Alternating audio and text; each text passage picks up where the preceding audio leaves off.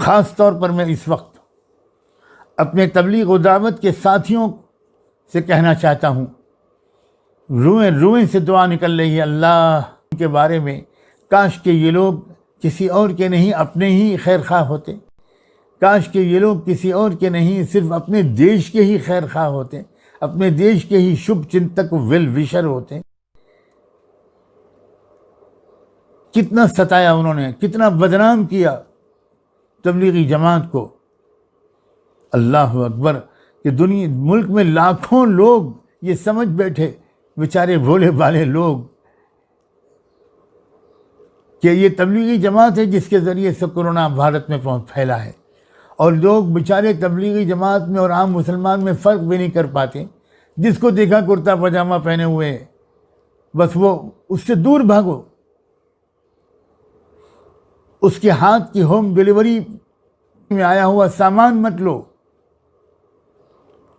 اس کو اپنی دکان پر مت آنے دو، اس کی دکان سے کوئی سودا مت خریدو، اس کے غریب سبزی بیچنے والے کو اپنی گلی میں گھسنے مت دو۔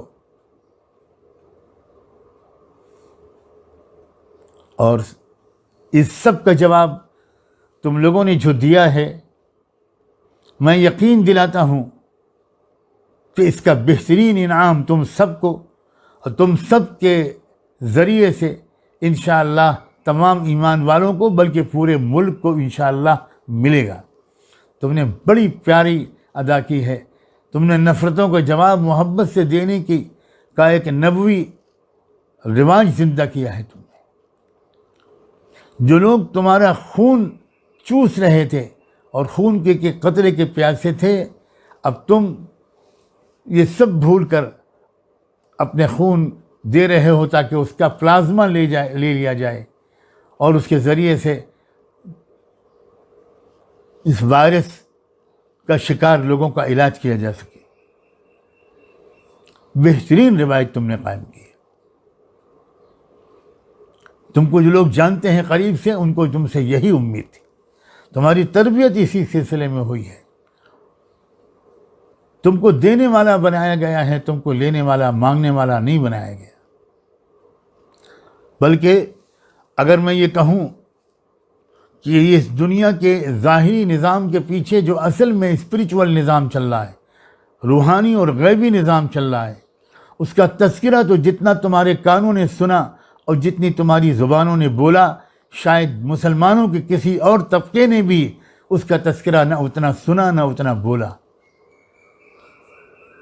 تم ہو جو دنیا کو یہ سبق یاد دلا رہے تھے، اور تم کو بار بار یہ سبق یاد دلایا جا رہا تھا کہ اس دنیا کو چلانے والی اصل طاقت اس رب کی ہے جو نظر نہیں آتا۔ ایک غیبی نظام اور اس پر یقین کی بات جتنی زور و شور سے تم کرتے ہو، کرتے تھے اور کرتے ہو، اور خدا کرے کہ کرتے رہو، اتنا تو اور کسی حلقے سے شاید یہ سبق تو نہیں یاد دلایا گیا۔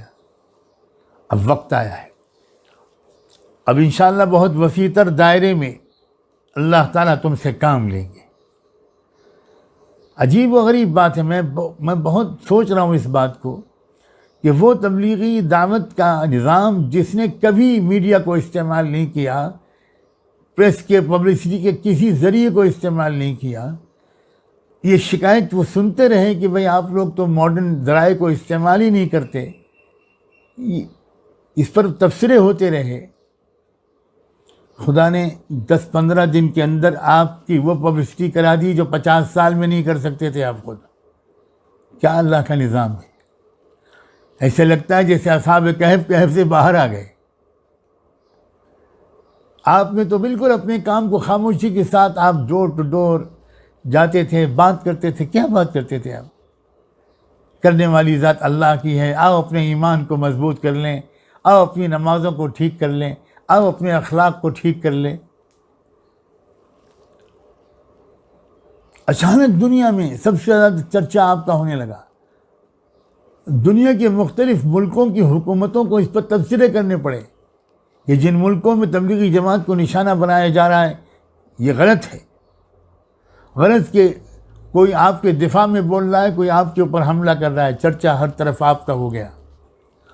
کہ مجھے یقین ہے کہ اللہ تعالیٰ نے ایک پلاننگ کے تحت یہ ہونے دیا ہے، کیونکہ شاید اب آپ کو ہی اپنے دائرے کو آگے بڑھا کر تمام وطنی بھائیوں سے، تمام دیش واسیوں سے آپ کو اب گفتگو کا آغاز کرنا ہے، کیونکہ لوگ اب جاننا چاہتے ہیں کہ آپ کیا کہتے ہیں مسلمانوں سے، آپ کیا کرتے ہیں، آپ لوگ کیا کرتے ہیں۔ یہ وقت آیا ہے، پورا قوم آپ کی طرف متوجہ ہو گئی، یہ اللہ کا نظام ہے۔ مجھے یقین ہے کہ اللہ تعالیٰ کا غیبی نظام سے ہوا ہے۔ آپ میں سے انشاءاللہ کسی کو کوئی نقصان نہیں پہنچ سکتا، نہ بڑوں کو نہ چھوٹوں کو، نہ ذمہ داروں کو نہ عوام کو، نہ وہ جن کے نام لیے جا رہے ہیں نہ وہ جن کے نام نہیں لیے جا رہے ہیں۔ شرط یہ ہے کہ آپ پورے اخلاص کے ساتھ اپنا کام جاری رکھیں، اور جس طرح آپ نے اپنا خون دینا شروع کیا ہے، اور خون دیتے وقت آپ میں سے ایک نے یہ تک کہہ دیا کہ ہمارے خون کا ایک قطرہ اگر کام آ جائے تو لے لو، واقعی آپ کے جذبات قربانی دینے کے بنائے گئے ہیں، چھیننے کے، لوٹ کھسوٹ کے، اور سطح پہ اور پاور پہ قبضہ کرنے کے جذبات آپ کے نہیں بنائے گئے۔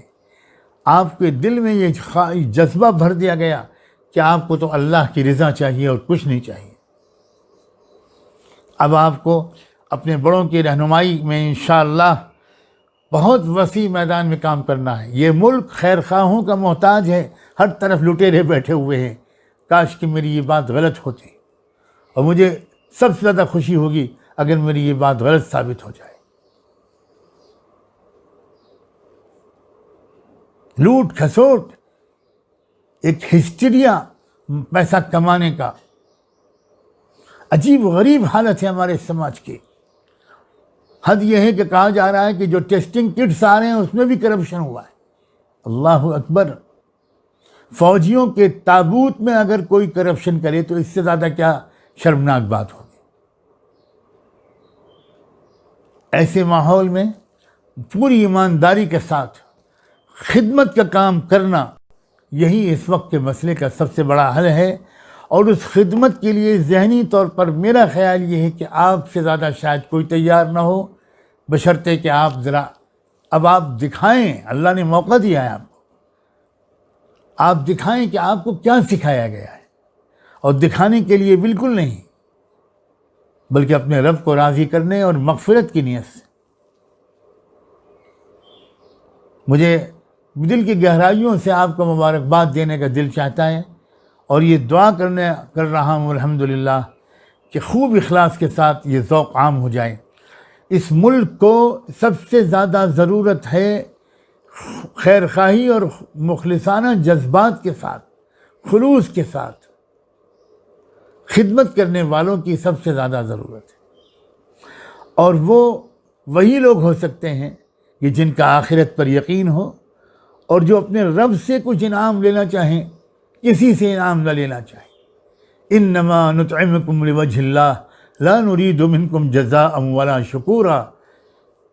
آپ آج جو راشن تقسیم کر رہے ہیں، جگہ جگہ مسلمان نظر آ رہے ہیں، الحمدللہ دوسرے لوگ بھی یقیناً کر رہے ہیں، لیکن میں خاص طور پر اس وقت جو کہنا چاہتا ہوں وہ اس قوم کے لوگوں کو اپریشیٹ کرنا چاہتا ہوں جو غریب بھی ہیں، جو مظلوم بھی ہیں۔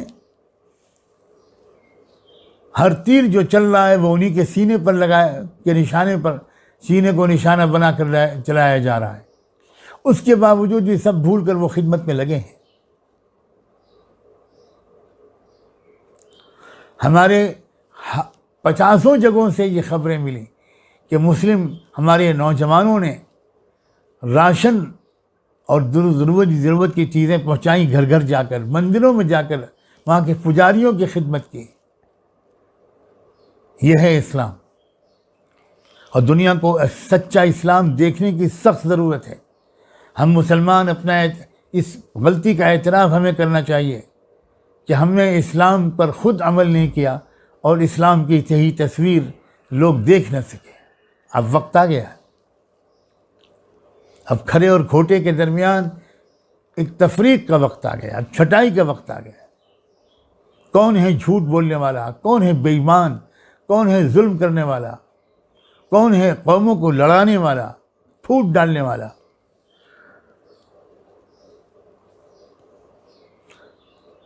دیکھ رہے ہیں لوگ کہ ایسے موقع پر بھی گرفتاریاں کی جا رہی ہیں، نوجوانوں کو اریسٹ کیا جا رہا ہے۔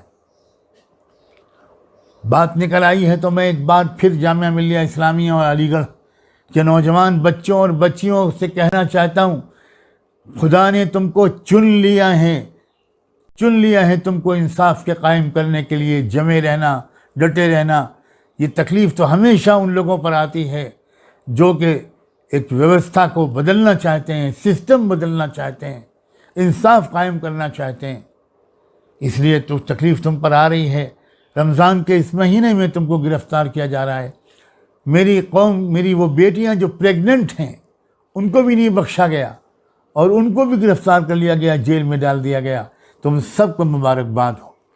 کوشش کرنا کہ اس سب کے باوجود تمہارے دل میں غصہ نہ ہو، تمہارے اندر نفرت نہ ہو، تمہارے اور میرے آقا رحمت دو عالم سیدنا محمد الرسول اللہ صلی اللہ علیہ وآلہ وسلم سے اپنے تعلق کو مضبوط کرنے اور ان کی پہچان کو بڑھانے کا یہ وقت ہے جو تمہارے پاس آیا ہے۔ اور مجھے یقین ہے کہ تم اس بہانے اور اللہ سے قریب ہو گئے ہوگے، تمہاری نمازوں اور دعاؤں میں اور جان آ گئی ہوگی، تمہاری قوت ارادی مضبوط ہو گئی ہوگی، تمہاری ہمت پست ہونے کے بجائے اور زیادہ بلند ہو گئی ہوگی۔ یقیناً کروڑوں، غلط کہا میں نے، لاکھوں، کروڑوں لوگ ہیں جن کو 2 وقت کی روٹی نہیں مل پا رہی، کھانا نہیں مل پا رہا۔ کل ہی میں نے سنا کہ کسی ٹی وی چینل پر کوئی عالم موجود تھے اور ان سے لوگ کچھ سوالات کر رہے تھے۔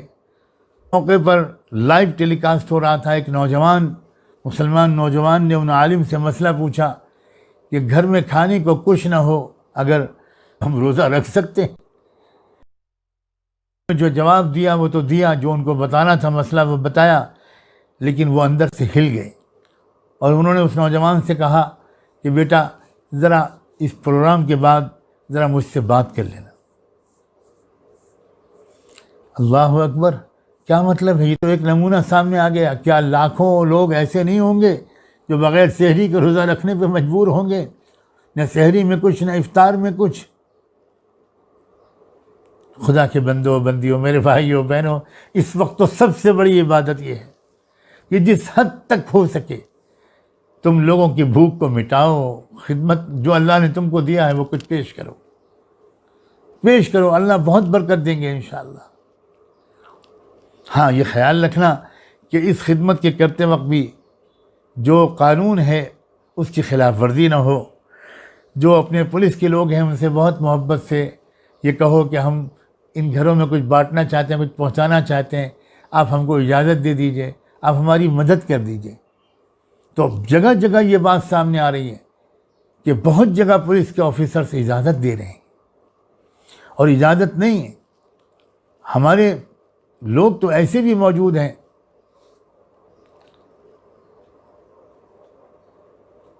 کہ ایک پریگننٹ لیڈی ایک ہاسپٹل میں ایڈمٹ تھی اور اس کو خون کی سخت ضرورت تھی۔